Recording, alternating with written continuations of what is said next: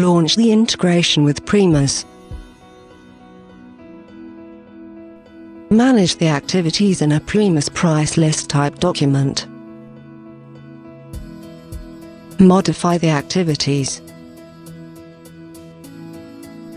Align the activity prices with the updated reference price list.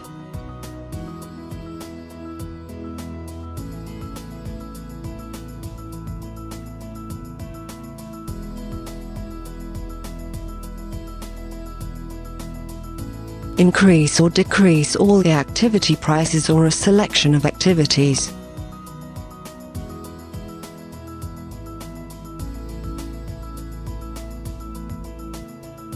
Print the price list.